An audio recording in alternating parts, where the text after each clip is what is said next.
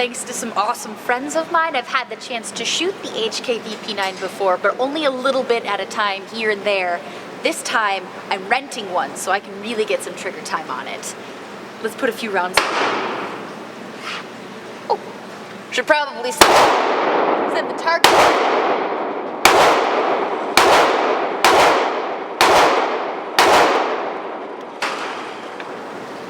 Thinking about 20 feet to start. See how that goes? I have 10 rounds in here just to pace things so we don't take up too much time of like, I'm bored, what are you doing?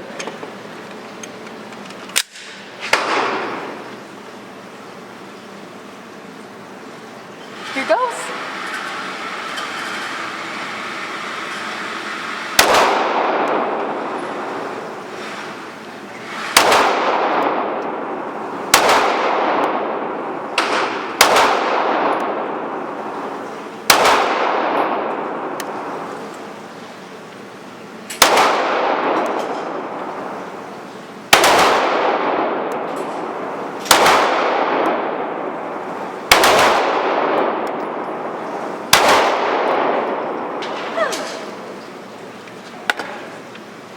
Now, most of the guns that I own and I've shot, I'm not used to that particular mag drop. So that's something different right off the bat. Different for me, not different for everything ever. Let's check out the target.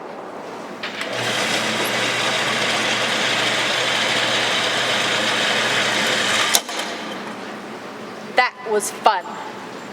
Had a bit of a flyer over here, but so far, so good.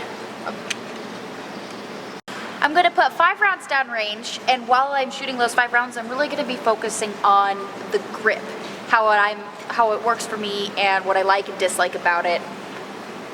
Yeah, all right, let's shoot.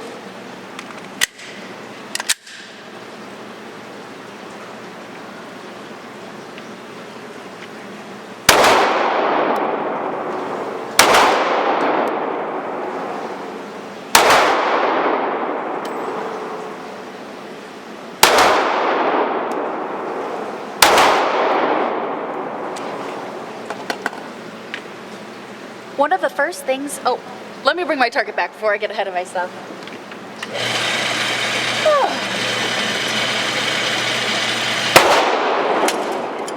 Okay, a little flyer, still kind of getting used to it.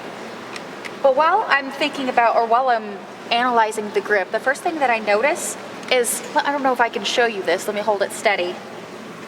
It's narrow on top here, but it swells here, as well as swelling here, this nice palm swell. When I first looked at it, I thought because of that palm swell, it looks like it has kind of a larger grip, and my hand size is big for a girl, but still lady hand, so it's smaller than most dudes. And I find that that means that a lot of the issues I run into with what are supposed to be ergonomic frames is that they're just plain too big for me. But this is not the case with the palm swell on this one. I think because it's narrow in here and in here, it feels like it fits my hand better than the M9 that I carry.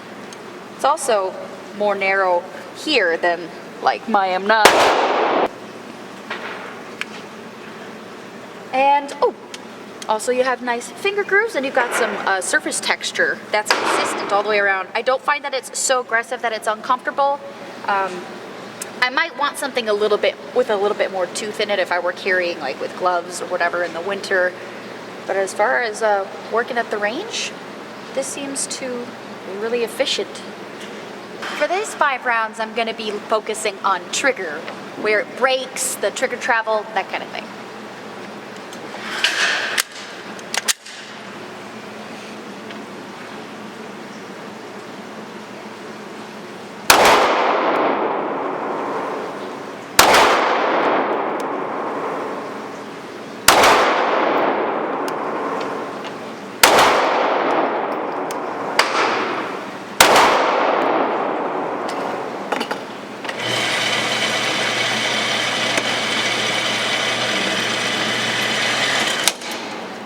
One of the qualms I often have with guns that have polymer triggers is that kind of crunchiness that some of them tend to have.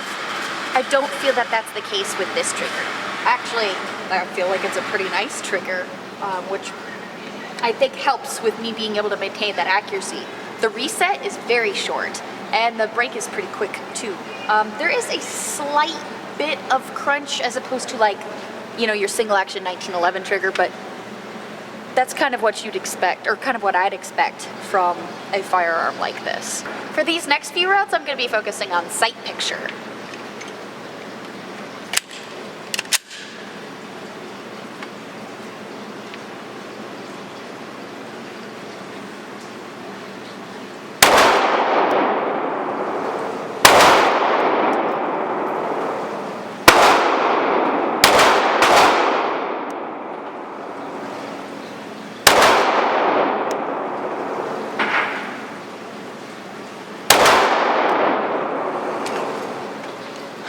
That just feels wonderful. I just plain enjoy going to the range. Review aside and all the technical informational benefits of doing this. It's just, thanks for coming with me. I'm saying target the wrong way. I'm so just enjoying my experience here. I'm back! Okay, so you can see when I focus on sight picture, I shoot a little better. Huh, might be some correlation there. Wow.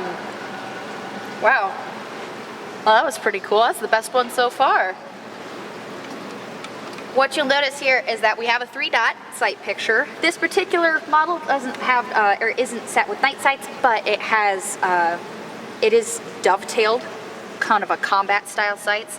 That kind of sight style is something that I look for in a pistol that I'm gonna choose to carry because it snags less on things. Also, that 3-dot sight picture, it does have, they're like slightly green, the 3 dots, so I found it was pretty easy to align them and quick to realign them between shots. This time I'm going to be focusing on perceived recoil.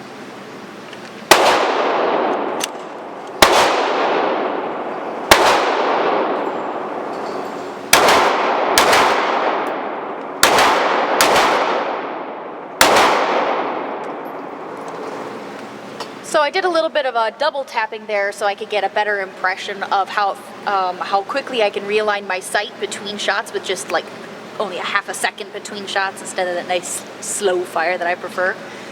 The pistol is light, but it does seem to be well balanced, and I feel that the lightness of the frame doesn't detract from my ability to hold it steady, which is something I find sometimes with polymer framed pistols. It seems, or they can sometimes be imbalanced.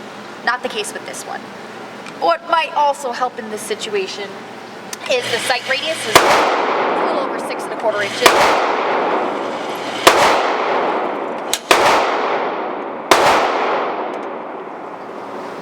So with a little bit more rapid fire style, I was still able to maintain a reasonable degree of accuracy. I didn't feel like it popped too bad, and the perceived recoil as far as like almost nothing. One more thing, if you were curious, the rounds that I'm using for this whole mini evaluation, these are Federal Champion 9mm. They are 115 grain, aluminum cased, and I've had 0 issues with feeding or no stovepiping or feed errors, nothing. They seem to be feeding reliably, and I seem to be managing the accuracy pretty well. One of the prime reasons I've been looking at the H&K VP9 is as a consideration for a concealed carry pistol. So with these next few rounds, I'm going to be considering and evaluating the pistol on those points. Now, if only I could learn how to speak English and do that, then we'd really be cooking with gas.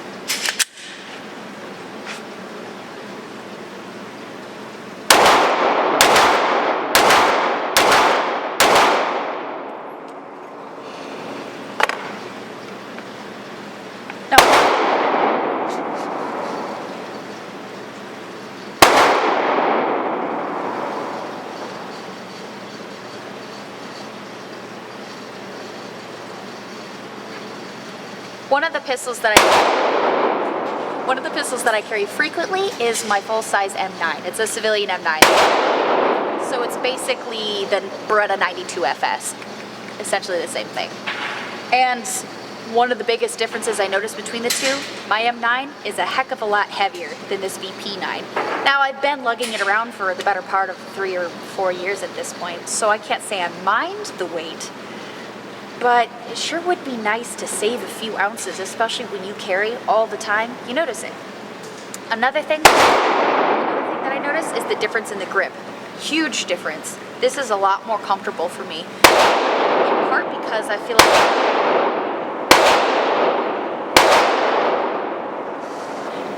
feel like this was designed with a human hand in mind more so than the M9. The M9 is more uniform, more like standardized, more geometric almost compared to this. This, we have the finger swells, or we have the indentations for the finger grooves, as well as a palm swell on the back strap, and palm swells on the side. So I don't have the sensation that I have this massive haft of pistol that I'm trying to manage. Instead, it just feels comfortable. So when I first grab it, my grip is accurate and it's right on, and I don't have to adjust it. That's super important to me when I'm considering a pistol that I want to conceal carry. Now, if I were going to get this for a carry model, I'd want to look into something with night sight options. Just renting at the range, not a big deal. But I just have a preference for like tritium insert, partially because that's something I've carried for a long time. So I've developed a comfort with lighting those sights in dim lighting conditions as well as in bright lighting conditions. Because you never know, you know. And, oh, I also like that this guy comes with a rail. So if I want to throw a tack light on there or some other accessory, there's the option, but it's not bulky or in the way. I'd have to say, if I could afford one of these, which I'm now sincerely considering saving up for one.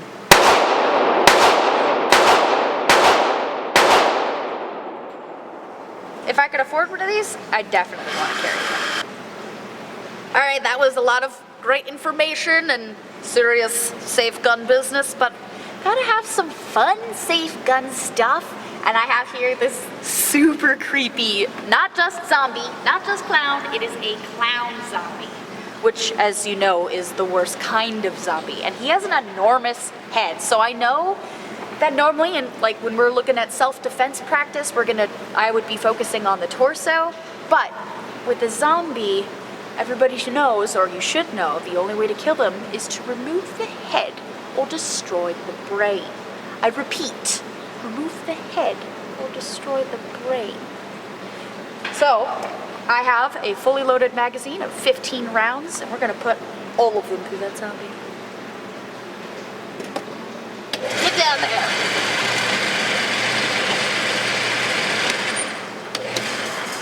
He's like a semi-intelligent one too. I mean, he's got pointy teeth and he's got a mallet. Like, I'm very threatened right now.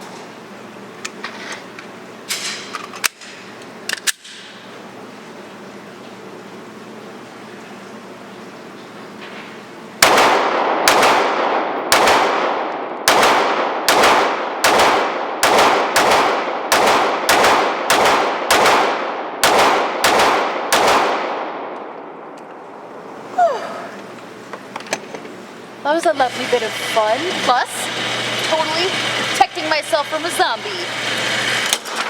Mission accomplished. Oh, we caught one in his hair, but I think we got him.